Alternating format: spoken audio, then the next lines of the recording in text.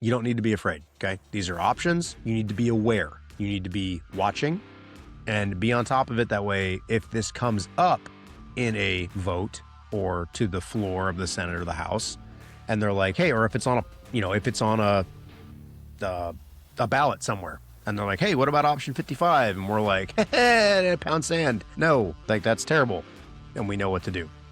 But if we don't know what this is and we don't educate ourselves, we can fall into the trap of becoming afraid and just acting irrationally. There are options out there that are being presented or have been presented to reduce veterans' disability or add it to being taxable. So it's out there. Doesn't mean it's going to happen. Also doesn't mean it can't happen. Just be aware. We don't need to be afraid. We don't need to be freaking out. Just stay calm. It's just information I'm putting out there for you guys so you know what it is. This is the Veritable Veteran Podcast, bringing truth and exposure to the struggles veterans and their families face post-military. Depression, anger, PTSD, suicide.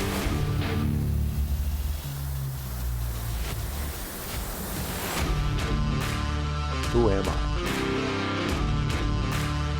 What do I do now?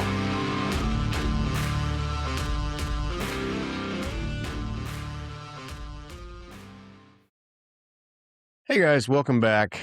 This is a bonus episode of the Veritable Veteran Podcast because of all the stuff that's been happening this week with the VA and the amendment to the Rule 38 CFR 4.1. So, and the amendment, it got halted, as you guys should know if you haven't. Look it up. There was a rule amendment by the VA where they went through and they changed the language in their Rule 4.1 regarding the rating for disabilities, and they wanted to take into account the effect of medication on the rating process. So basically, if you're medicated and it's helping you, they're going to lower your disability rate. Not okay. The VA, they put out a BS apology. Basically, it wasn't even an apology. It was political backpedaling where they're like, oh, well, this is being misinterpreted and we didn't intend it this way. And everybody's saying that it could cause these things. And we don't agree with it, but, you know, we're going to go ahead and we're going to respect your guys' wishes. And it's political backpedaling is all it is. They got caught with their hand in the cookie jar and then they backpedaled. During the course of the last couple days, the comment section has been pretty lit on these videos, okay, that I've been putting out regarding what was going on, with this rule amendment. If you haven't seen the videos, go to my Instagram or Facebook page. You can watch the videos. They're titled like Rule Amendment, VA Rule Amendment, stuff like that. And I give a breakdown. I'm not going to do the breakdown again here. In the comments, there's a lot of people talking about Project 2025 and its potential links to what the VA was trying to do. So I went and looked up Project 2025 because you can do that. You can find the PDF online. You Google Project 2025 and it is a PDF you can download and you can actually search for words and names and, all kinds of stuff in this document in a PDF. So you don't have to take somebody else's word for it. Everybody was saying pages 648 to 650 is where the changes that are going to be affecting veterans are. Let me read. Let's see here, page 650. And this is if you download the PDF, the page numbers don't match the numbers on the PDF because it has like the title page, the works cited page, the introduction, all this stuff. So you have to look at the page numbers at the bottom of the papers when you're actually scrolling through it. Because if you type in page 650, it's not going to give you page 650. It's going to give you page like 619. You got to go to page 682, okay, in the little search bar. And this is talking about the budget. And I'm going to read this, the budget for the VA. The VA's schedule for rating disabilities has assigned disability ratings to a growing number of health conditions over time. Some are tenuously related or wholly unrelated to military service. The further growth in presumptive service-connected medical conditions pursued by Congress and veteran service organizations, begun with Agent Orange and most recently for burn pits airborne toxins, has led to historic increases in mandatory VBA spending in recent years. The VA has a time-phased plan to reassess the VASRD, the Schedule for Rating Disabilities, and its ratings for compensation, but this internal process can be slow and laborious, requires Office of Management and Budget approvals, and can become politically charged both in Congress and with VSOs. Bullet point. The next administration should explore how VASRD reviews could be accelerated with clearance from OMB, Office of Management and Budget, to target significant cost savings from revising disability rating awards for future claimants while preserving them fully or partially for existing claimants. Okay, so that's kind of ambiguous. Basically saying they want to be able, the next administration, this was written back in 2024, or maybe even 2023, I'm not sure. It was written before Trump came into office for his second term. They're saying they want the next administration should explore how the review of the VASRD process could be accelerated to make changes to that process and get clearance from the Office of Management and Budget to make those changes faster in order to save the VA money. The Project 2025 was basically it was put out by a bunch of conservative organizations and conservative individuals that have a lot of influence in the government and outside the government. They wanted to put this out there for how to save the country from the disease of liberalism, basically, is kind of what it was. And guys, the mainstream media paints Project 2025 out to be like this, like soul-crushing, America-destroying document that, like, if we ever implement a single piece of this, like, the whole country is just going to implode and we're all going to die. That's kind of what the left mainstream media is portraying this as. It's not the case. Go through and look at it. A lot of it makes sense. A lot of it is good stuff. Some of it is not. I haven't read the whole thing. The stuff that I've read, a lot of it is good. Some of it's bad. It's up to you to decide. Regardless, this has not been adopted as policy by this administration, at least publicly. Maybe in private they've talked about it. I don't know. What I'm saying is it has not been adopted as policy. Now, regarding the rule amendment that took place earlier this week on February 17th, could you say that rule amendment is correlated to this statement in Project 2025? I would say yes, you could, because they're trying to explore, the next administration should explore how VASRD reviews could be accelerated. The rule amendment could be considered a review of the VASRD. They came up with this solution of, hey, we're going to evaluate the impact of medication in disability ratings. And they got clearance from the Office of Management and Budget prior, obviously, because they didn't have any kind of review of this by the Office of Management and Budget, and they were able to publish it very quickly. So could you say that this is correlated to this? Yes, I would agree with that. Can you say that this statement directly caused what happened? I would say no. Again, correlation does not equal causation. Just because you can correlate two things doesn't mean one caused the other. So could you say that it's correlated? Yes. Did it cause it? I don't know. I don't know. You can't say that it did, in my opinion, unless someone came out and said, well, I was reading through Project 2025 and I got to page 650 and was like, oh, this is a really good thing. I'm going to do this. And then they just went ahead and did it. Until someone says that, it's hard to say that, yes, we've established causation. So we have to be careful putting out their information saying, oh, look, I mean, they're obviously just reading down the playbook of Project 2025. I don't think they are. Because when you look at, there's some other influencers that have been putting out information regarding the Congressional Budget Office, which I'm going to get into in just a minute, options for reducing the deficit. And they're trying to tie that back to Project 2025. If you go into Project 2025 and you type in disability compensation in regards to anybody, whether it's Social Security disability or veterans disability or anything, it's not in there.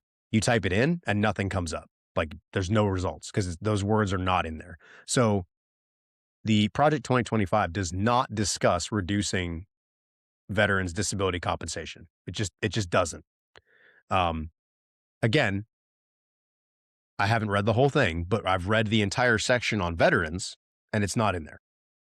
Most of the stuff they talk about in Project 2025 regarding veterans is pretty good. Like they're talking about reducing fraud.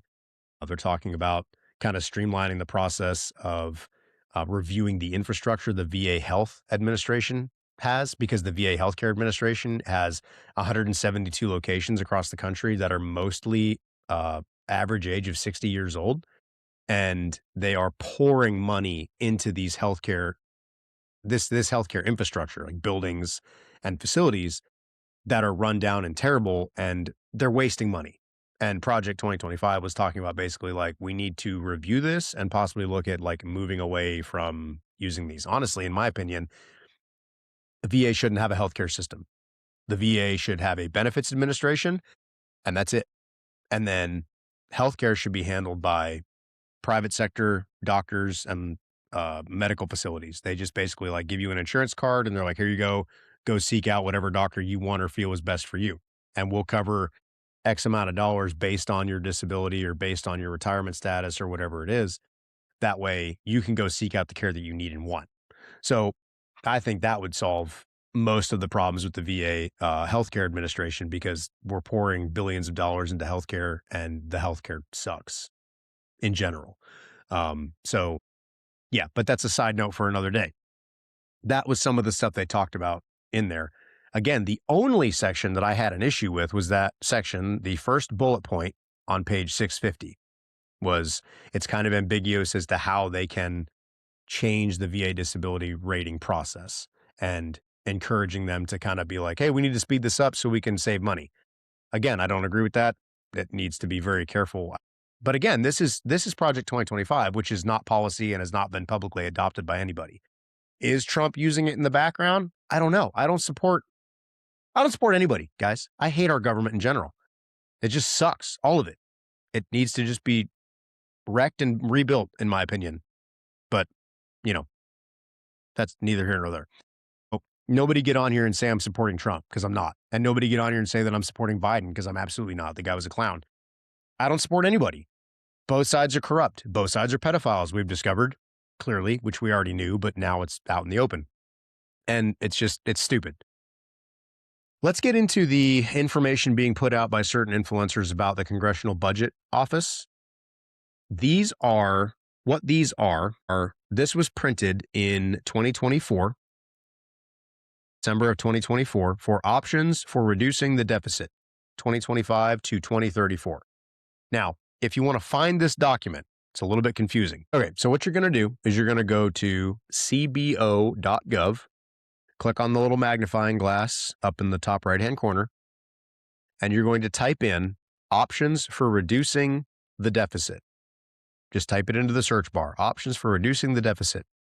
First search result that comes up, options for reducing the deficit 2025 to 2034, published December 12th, 2024. That is the document you're looking for. Okay, click on that. Open the PDF.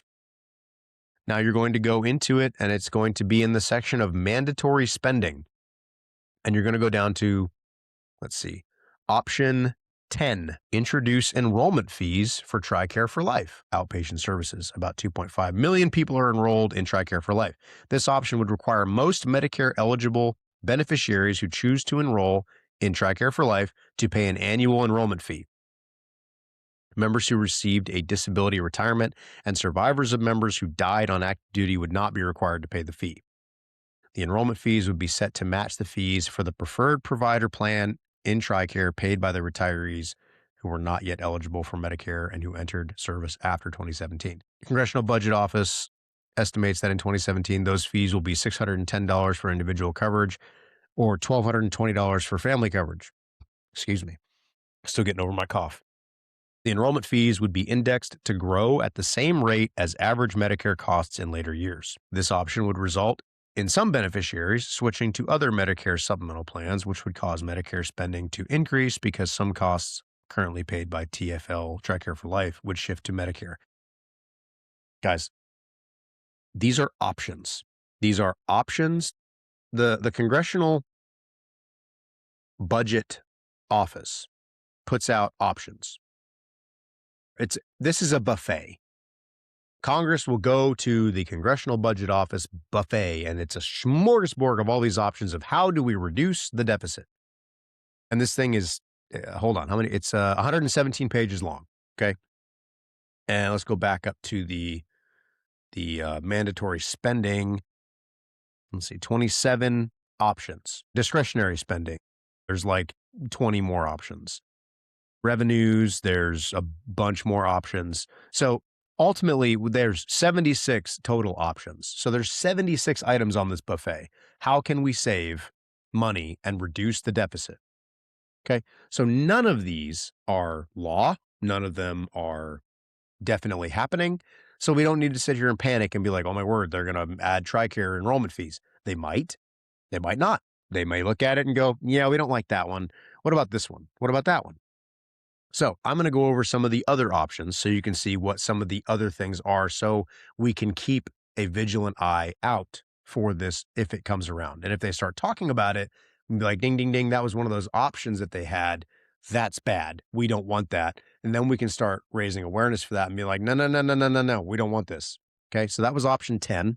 Option 11, introduce minimum out-of-pocket requirements in TRICARE for life. So you will have a minimum out-of-pocket. You basically have a deductible that you have to meet before they will cover it. Let's see, I think we're going to option 23 now. Yep, introduce means testing for eligibility for VA disability compensation. This one pissed me off. Yeah, this one made me mad. Let's click on it. Let's go see what this one is. Option 23. Okay. This is so in all of the veterans, when they're talking about reducing compensation, they have like the same intro paragraph. I'm going to read it this one time. Veterans with medical conditions or injuries that occurred or worsened during active duty service may receive disability compensation from the Department of Veterans Affairs. Payments are structured differently than other disability programs. VA disability payments are intended to compensate for the average earnings that veterans would be expected to lose given the severity of their service-connected medical conditions or injuries, whether or not a particular veteran's condition reduced his or her earnings. Unlike disability programs such as Social Security disability insurance, payments are unaffected by a veteran's earnings or other types of income. Under this option, the VA would means test, that is, restrict full compensation to those with income below a certain amount. All current and prospective recipients of VA disability compensation, they're talking about means testing everyone. Beginning in January of 2026, which we're already past January of 2026, and this did not go into place, which tells me they did not do this. Veterans with service-related disabilities and total household income, so that's between you and your spouse, below $135,000, excluding disability income from the VA, would receive full benefits. The threshold corresponds to the 70th percentile of total household income in the United States in 2022. Adjusted for inflation to reach the threshold value applicable to 2026. Congressional Budget Office estimates that nearly 30% of veterans receiving disability payments from the VA will have household income above that threshold in 2026. After 2026, that income threshold would rise with the Consumer Price Index for urban wage earners and clerical workers. Above the threshold, benefits would be phased out at a constant rate. Hear this. For every additional $2 of gross household income, disability compensation would be decreased by $1. So, again, not good. They're like, oh, you make over $135,000. You and your wife both make over $135,000 a year. Yeah, we're going to reduce your disability. Example, you're 100% permanent and total disability, right? Oh, I'm safe. Turns out you may not be if they enact this, because what this says is they're going to means test all current and prospective recipients of VA disability, all recipients. Okay. So that includes permanent and total. You're 100%, right? Then your wife goes and she goes to school and gets a job as, say, I don't even know what would make $150,000 a year. Say she gets a job paying $150,000 a year, and you're not working because you're permanent and total. They're going to look at that and say, oh, their household income is over $135,000 a year. Yep, we're reducing their income. or reducing his compensation because, well, they have enough money. They have enough money. They don't need any more. They're okay. They're living an average life. They're fine. So never mind the fact that they caused the permanent and total disability, that your service to this country caused it. They're just going to reduce it because, well, you have enough money. Okay. Yeah, not okay. So this, not good. This is not the worst one, by the way. That is a bad one, not the worst one. Goodness, I'm sorry. I keep coughing. I'm trying to get through this, though. That was option 23. Option 24. End VA's individual unemployability payments to disabled veterans at the full retirement age for Social Security. So basically, once you reach the age of 67 and you start receiving Social Security, they would cut off your individual unemployability payments. This is one where I'm kind of like, if you're retired, do you still need to receive individual unemployability because you're not working anyway? I don't know. You're still receiving your benefits under this option, though. Like your compensation. You're still receiving your compensation benefits, just not the individual unemployability. But there's another one. Option 25. Reduce VA's disability benefits for veterans who are older than the full retirement age for Social Security. Let's click on this one. Option 25. VA disability payments continue once a person reaches Social Security retirement age, 67. By contrast, the income that people will receive from Social Security or private pensions after they retire is usually less than their earnings from wages or salary benefits before retirement. I mean, why would we want to give retired people money anyway? I mean, they're retired. They don't need money. Under this option, veterans who start receiving disability compensation payments in 2026 or later would have those payments reduced by 30% at age 67. Social Security and pension benefits would be unaffected by this option. Veterans who are already collecting disability compensation would see no reduction. So if you're already receiving compensation, this wouldn't affect you. It's only for veterans coming into the veteran population after 2026.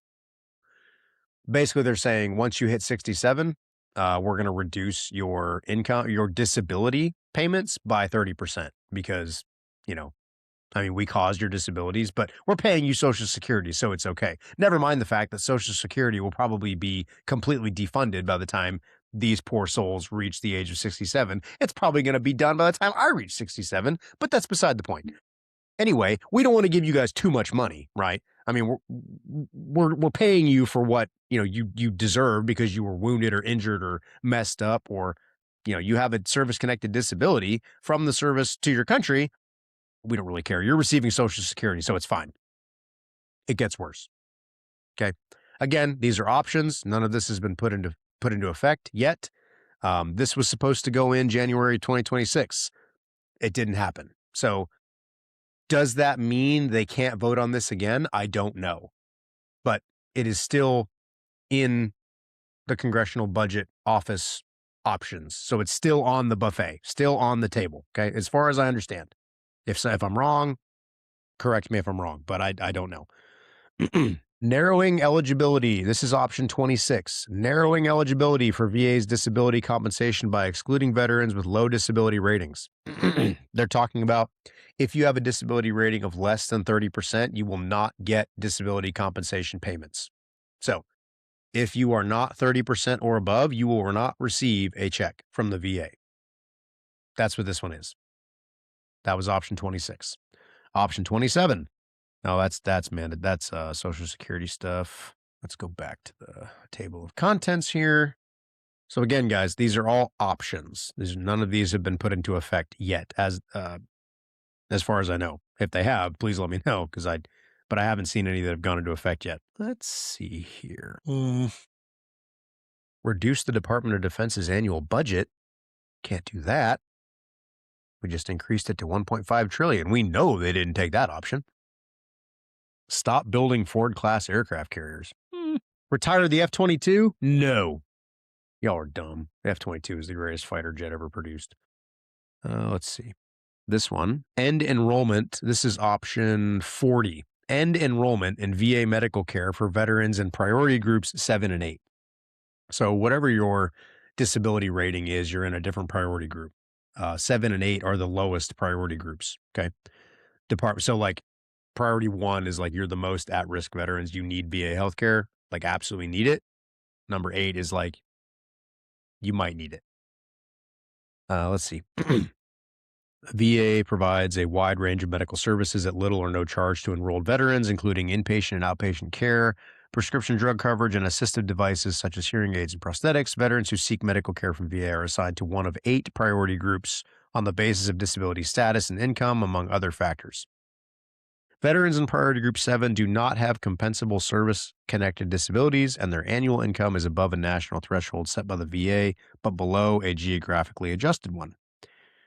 Let's see. So they're just saying like these individuals in the lower, this option would end enrollment in VA's healthcare system for all veterans in priority groups 7 and 8.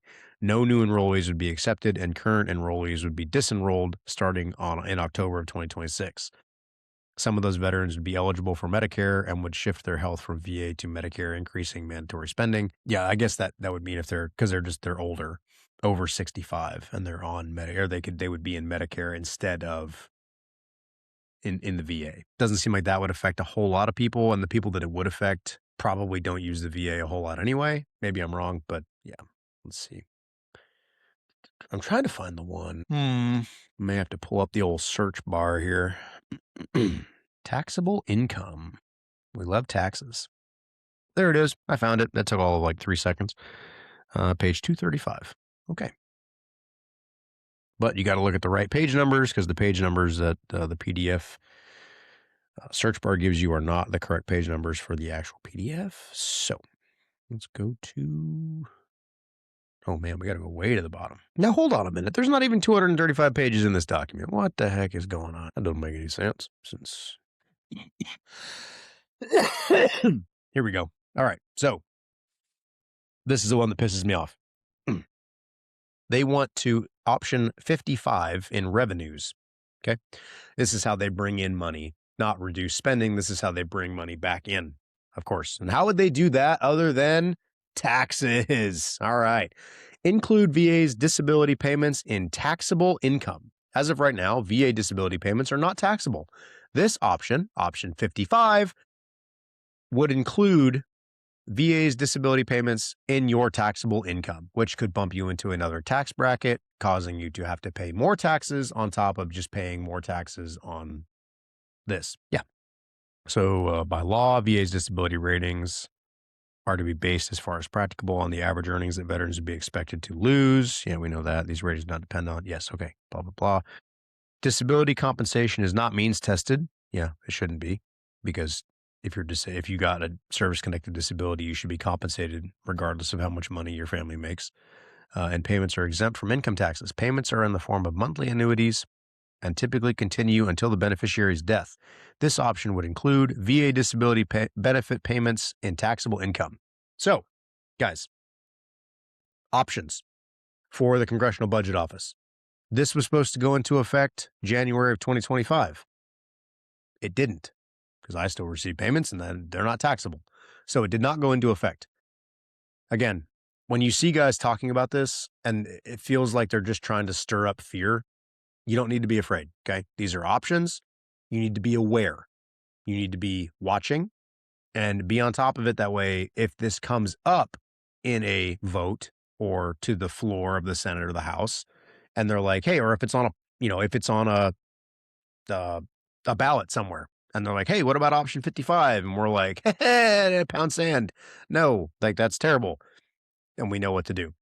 But if we don't know what this is and we don't educate ourselves, we can fall into the trap of becoming afraid and just acting irrationally. Okay. With all of this, guys, you can find this stuff online. It's not hard to find.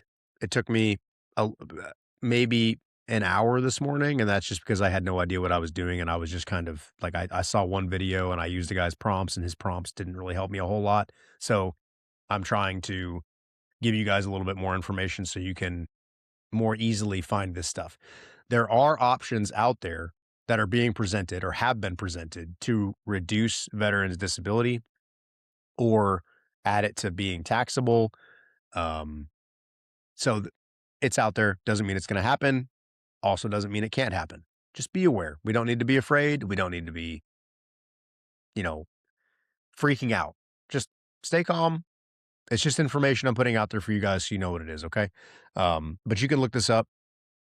CBO.gov is where you find the Congressional Budget Office and the options. Again, you go to the search bar and you type in options for reducing the deficit and look for the one that comes up right here at the top, December 12th, 2024. You click on that, it's going to give you the PDF and you can go through and search all those options that I just talked about. So again, this was actually put out, it looks like it would have been the Biden administration because it was before Trump was in office.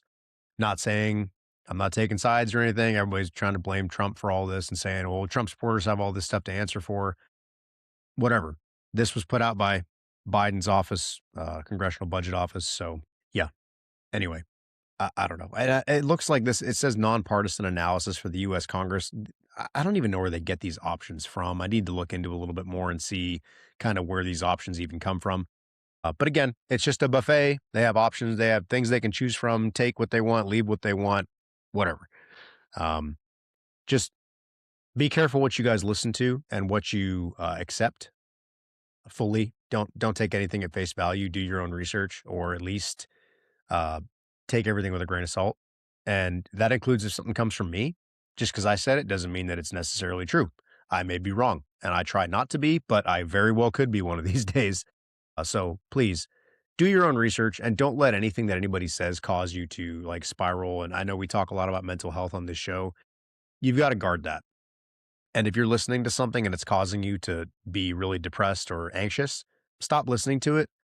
Talk to somebody, kind of vent your frustrations or your fears about it, but don't dwell on it and don't just sit there and let it ruin your whole day or your week or your month or your year because you're just terrified that you're going to lose your disability. We'll figure it out. We'll be okay. All right. So the last thing we need is people to just go completely off the rails because the VA said that they're going to look at the effects of medication and, take that into account. That was a bad thing. I talked to several people that are involved in the veteran community, VSOs, and people that have been on the Hill pushing for different, like the PACT Act and, different benefits for veterans. They said this was really bad. Like this rule amendment that they put out on the 17th was really bad and was absolutely ridiculous. So we did not overreact to that. It was very good. You guys went and commented. It got, 10,000 comments in less than 48 hours. So that was huge. So I know that you guys, listeners of this show, participated in that. So again, well done. And we need to keep up the pressure on that. We need to keep commenting. If you haven't commented, please go comment on that and give your public comment. The link is in my Instagram bio. You can find the link to it. Just click on it. Leave your public comment saying this is a terrible idea. Don't do this.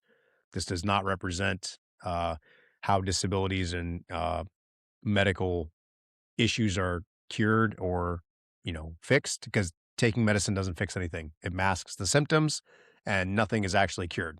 And that's the problem with VA healthcare in general, is they just mask symptoms. And most of American healthcare in general just masks symptoms, but that's neither here nor there.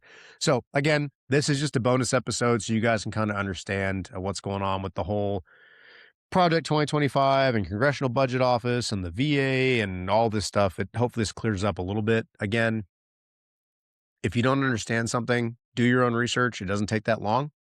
And then just try to stay calm and don't panic when you see something. Okay. We'll get through it. If you have questions, shoot me a message or an email. And if I can answer it, I will.